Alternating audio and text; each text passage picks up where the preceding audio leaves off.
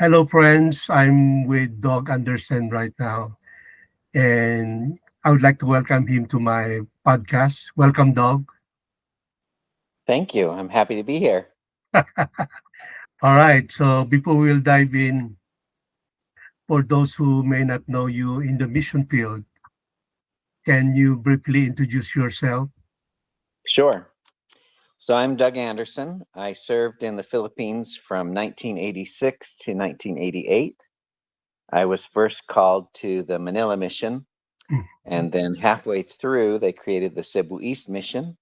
So I was transferred the last transfer into Cebu East and finished my mission there in Cebu East Mission. I was born in Hamilton, New Zealand. My Oh, father taught at the Church College of New Zealand.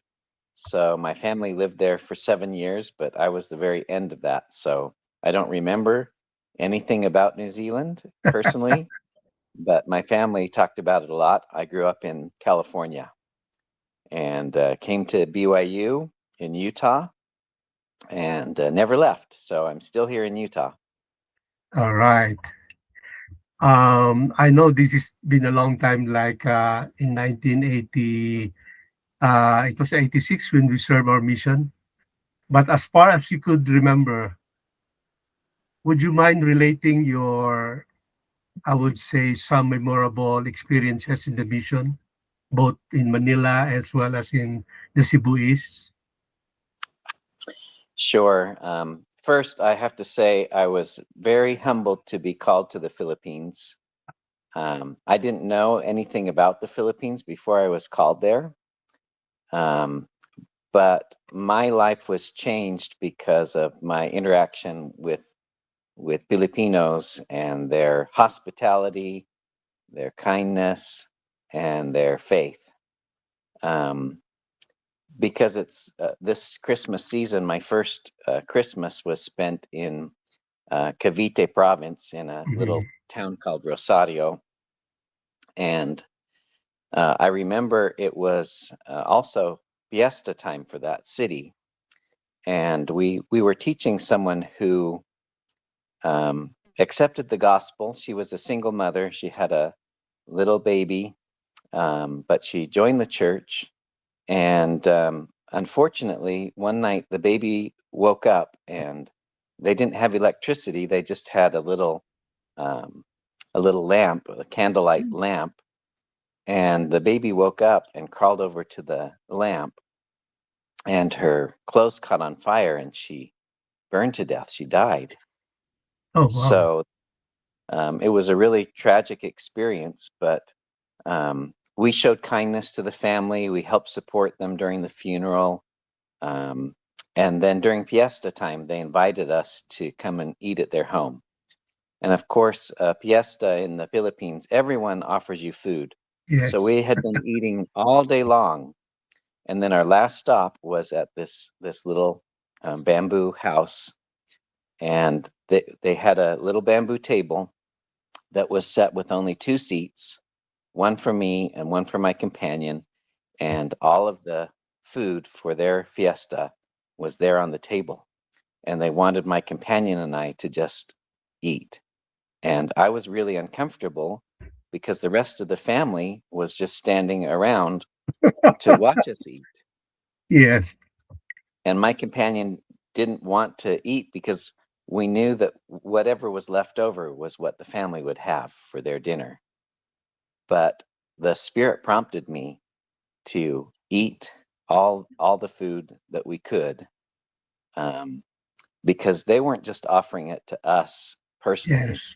They were offering their food to representatives of the Lord Jesus Christ to show their gratitude for our support during their trial. And so we ate. We were almost sick because we ate so much, but I thought at that point it was the right thing to do. And so whatever was left over, the family ate later, but we were honored guests to eat first at their home. That experience really changed my life. Yes. Do you still remember who were with you or who's your companion at that time? So I believe my companion at the time was an elder Esmolo. Smolo, yes. So, are you still in contact with him, or you saw him during Manila Mission reunions? No, I haven't seen him since. Okay. All right. So let's move on. Um, what some other things you have learned as far as the language, the culture, or some practices in the Philippines? So we were called as English-speaking missionaries. Mhm. There were no church materials published in any of the languages in the Philippines at the time. So um, I felt useless as a new missionary Like, because even little children would come and talk to me, and I couldn't understand anything that they were saying, nor could I say anything back to them mhm. in their own language. So it was very frustrating.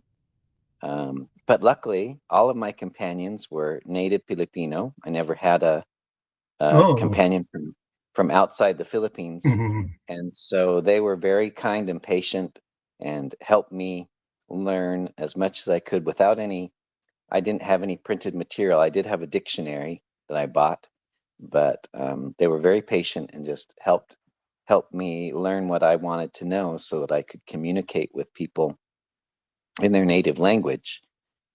Because most of the people that we taught were not as educated, Mhm. and so they may have learned a little bit of English in school, but were embarrassed to speak English to me, and I was embarrassed to speak Tagalog with them, and so so we both worked hard to try to communicate with each other.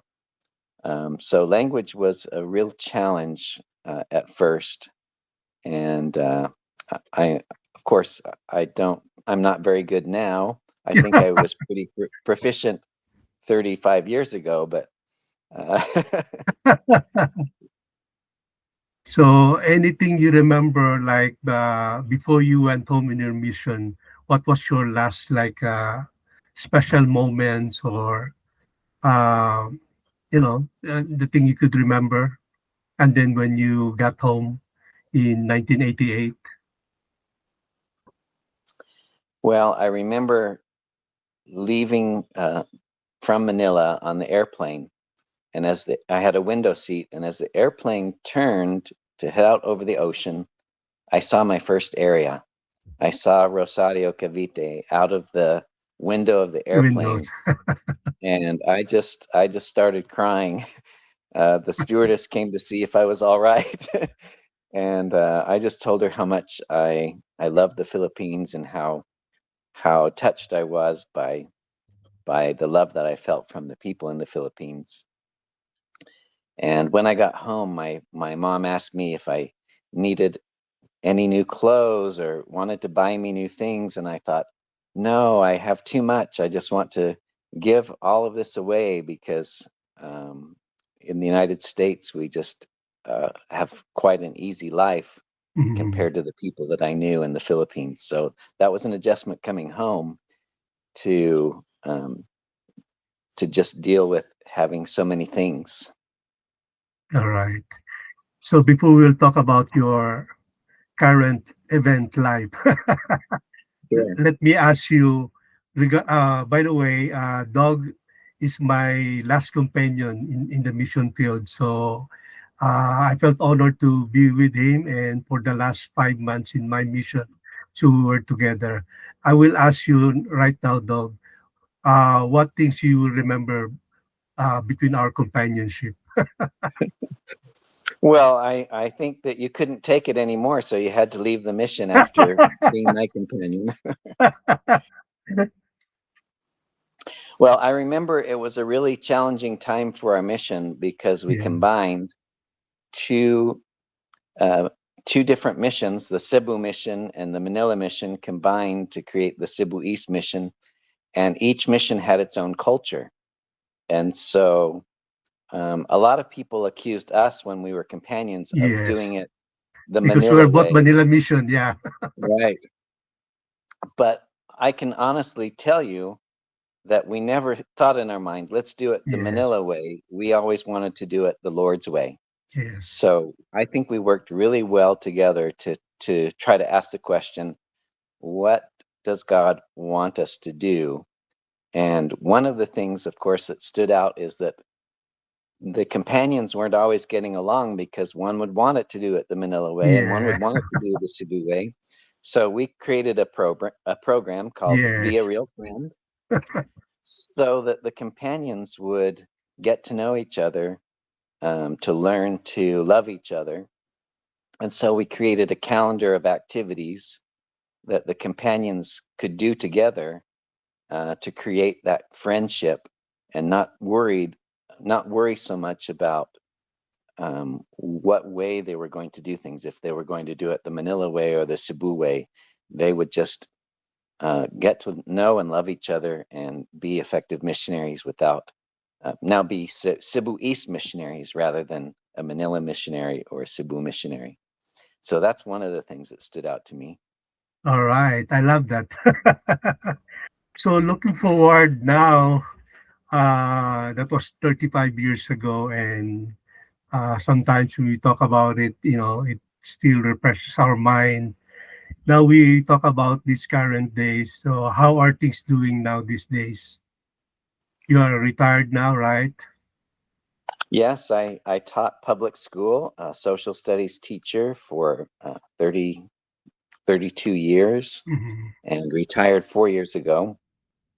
And so we enjoy spending our time with our grandkids.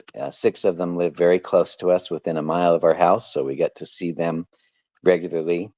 And we spend a lot of time with our elderly parents.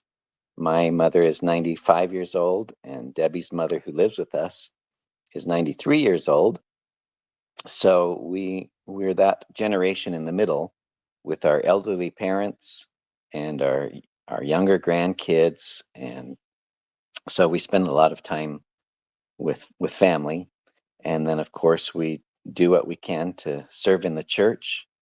We we love, serving our neighbors, and and spending time with friends like you, Joan. Yes. So for our closing questions, is there anything you wanted to share that we haven't talked about? Well, I wasn't expecting that question. I was hoping that you'd ask me some specific Yeah, questions. just a general Um, thing, just to close this wonderful time together with you. well, what's really remarkable to me is that when we meet friends from the mission, um, it's like no time has passed between us, even though it may have been 30 plus years since we've seen each other, or months before we've seen each other. When we get together, um, it's like we renewed our friendship immediately. And that's I'm looking forward to watching your vlog, because we can become reacquainted with Yes. people that we haven't seen for so long, and no time has passed at all. So I think that the next life will be just like that, where time is irrelevant. Yes. Um, we'll we'll be able to be reacquainted. Um, on our Manila mission, um, I don't know what you call it, but just a chat, I guess. Mhm. Someone posted how many of our Yes. um, companions have passed away already, Mhm. and it will be. I've had, I think, what did I tell you? 4 or 5 Four, yeah, companions yeah, who have something like passed that. away. I always tell Jong, be careful, because I don't have a very good record with my companions. A lot of them have Yes. passed away already. So, but when we're all passed away and we meet each other again in the next Yes. life, it'll be a joyous reunion as well. All right. So thank you so much, Doug, for gracing my podcast. I hope this will just be beginning. We will talk sometime again in the future. All right. Thank you. Well, thank you for inviting me. It's been great. Yes. Goodbye. Bye bye. Bye.